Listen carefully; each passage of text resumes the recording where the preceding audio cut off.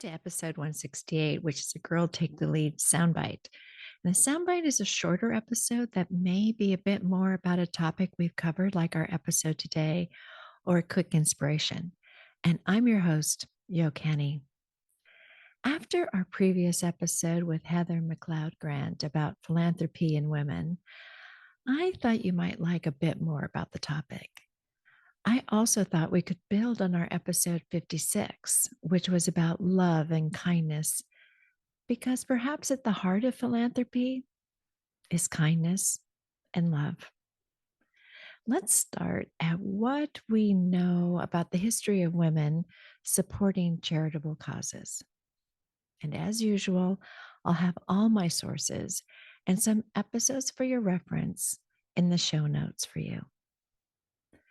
So, women in America have a centuries long history of supporting charitable causes. And perhaps by understanding the role of gender in historical philanthropic behaviors, it can help us as women reach our own potential as leaders and givers today. The history of female philanthropists started in parochial institutions during the colonial era, where nuns, deaconesses, and women of all faiths provided charitable services to marginalized communities, according to the Gales Women's Study Archive. These early efforts to aid the poor and sick inspired the creation of contemporary religious groups like the Hospital Sisters Health System, Sisters of Mercy, and Sisters of Charity. Women were pioneer givers of food, shelter, clothing, healthcare, and education because they immediately responded to social needs.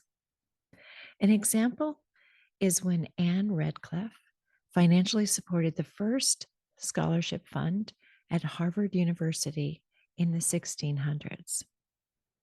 In 1809, Black female members of the African Union Society created the African Female Benevolent Society in Rhode Island to provide clothing and education to Black children as governmental resources were controlled by white Americans. In 1881, Clara Barton founded the American Red Cross with the goal of providing nursing care and support to soldiers during the Civil War. Jane Addams and Ellen Gates Starr established the Hull House in Chicago's industrial poor West Side to provide social and educational opportunities for working class people in 1889. In 1909, Nanny Helen Burroughs founded the National Training School for women and girls in Washington, D.C. to provide vocational training for women who had no access to education. And Helen Keller, you may know, co-founded the American Foundation for Overseas Blind to assist World War II veterans who were blinded in combat in 1915.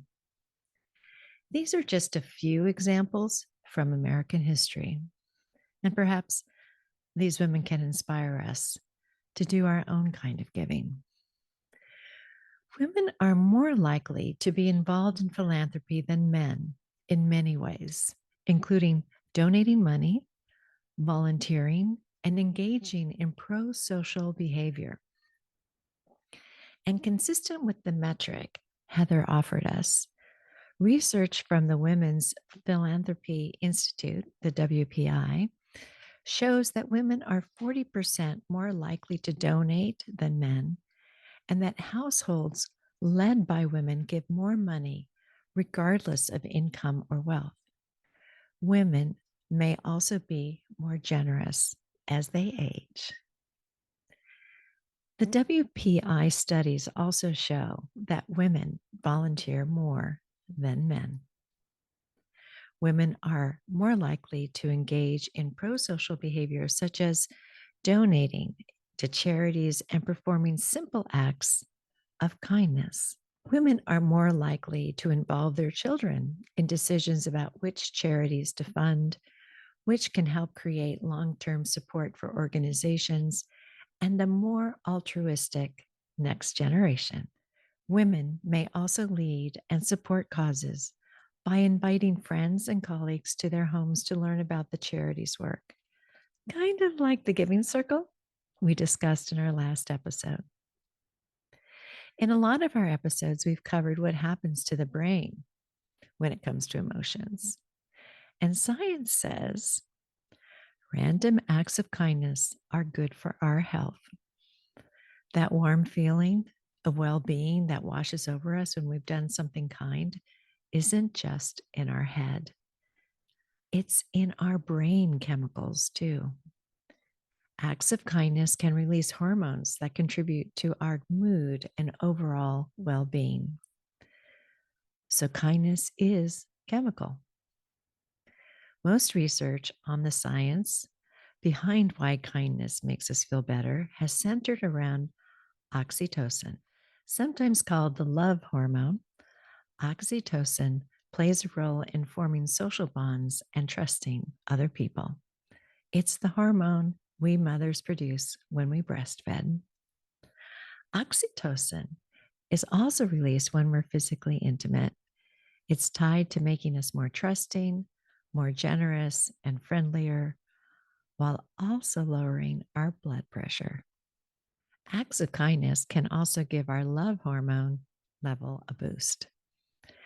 Studies have also linked random acts of kindness to releasing dopamine, a chemical messenger in the brain that gives us a feeling of euphoria. It's a feel good brain chemical. And in addition to boosting oxytocin and dopamine, being kind can also increase serotonin, a neurotransmitter that helps regulate mood. So I got to tell you, when I first started to think about this episode, I wanted to do something to follow Heather's. And I thought I might be going down the road of just talking about some female mega donors that she mentioned. And then I asked myself, I wonder if the thought that women give less than men was true. And as I read articles, I saw that clearly when it comes to mega donors, most are men. But that's only one dimension of giving, right? There are so many other ways to give and be kind. And if we look at things that way, we can see the history of giving and kindness. Women are right in there. After coming to that, I was on a pink cloud all day, no doubt filled with oxytocin and dopamine. So, kindness also helps reduce stress and improve our emotional well being. It can also create a sense of belonging and reduce isolation, especially when we volunteer with others. It helps to keep things in perspective. Many of us don't realize that an impact of different perspective can have on the outlook of our own life. There is some evidence that being aware of our own acts of kindness, as well as the things we are grateful for, can increase feelings of happiness, optimism, and satisfaction. Research also says that when we're grateful, our brains release those same feel good chemicals, dopamine and serotonin. Gratitude can activate multiple brain regions, including the anterior cingulate cortex, medial frontal cortex, and hypothalamus.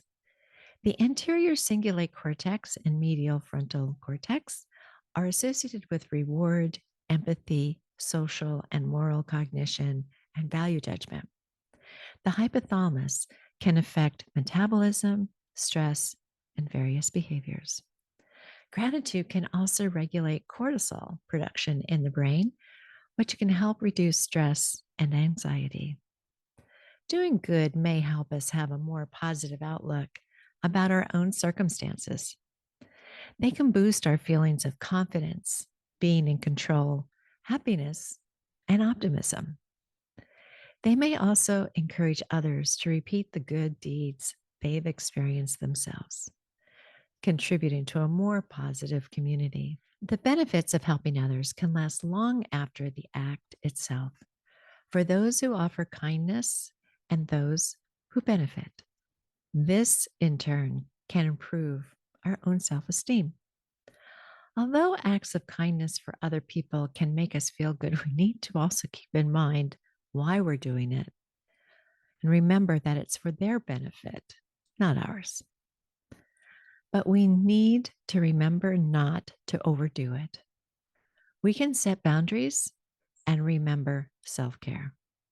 This was nicely said in one of the articles I found. Quote, if we find we are giving too much of ourselves or have gone beyond our means, it's probably time to take a step back.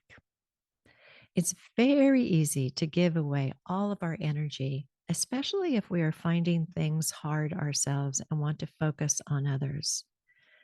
Leave enough for yourself. Kindness has to start with yourself. End quote. Heather challenged us to think about our own strategy when it comes to philanthropy. So take a moment right now. What do you care about? What hits a core with you? You may remember from that episode that I shared that I deeply care about the first generation college students and want to support their efforts by helping them afford their books. So I continue to talk with San Jose State University to see how I might do this. One fundraiser I can see is combining my passion for card making, experience with product marketing, and leveraging the voice we've created together on this podcast to sell products. My goal is to have my store to do this up by the end of this month of June. So, dear listeners, you are all holding the space for me to do this, and proceeds will go to fund my efforts with San Jose University and other nonprofits that you've heard about on this show. And I gotta say, I see my recording this podcast and your listening as acts of kindness. Some of you have been there since the beginning, and I love you for it. Thank you. And there are so many different ways we can be philanthropic, right? And one idea is, of course, to start small and maybe donate a small amount of money to a charity close to your heart, like I'm going to do. Volunteer is another great way to look at opportunities to be kind that will begin maybe at home, at work, or out in the public, or on social media. Oh, yeah. That's a good one. That's a great place to be kind. And let's be kind to ourselves as well. Whatever you can manage today is good enough. Enjoy and celebrate that. And if things are hard for you right now, try and find some small thing to celebrate each day, like getting up, washing your hair, giving the dogs a bath. It can just be that kind of achievement. It doesn't need to be a 5K run on Instagram. Try to tune out the voice of judgment and comparison and tune in to the voice that says, we are enough. I was on a call recently with my podcast squad, and some of us seem to all be going down the same path of just not right now. What's that about, you might ask?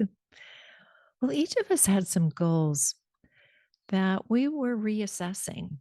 And rather than push and drive to reach them, it was kind of like we were taking a sidestep and just saying to ourselves, just not right now. Isn't that a great way to surrender and let go, right? And maybe even renegotiate a promise.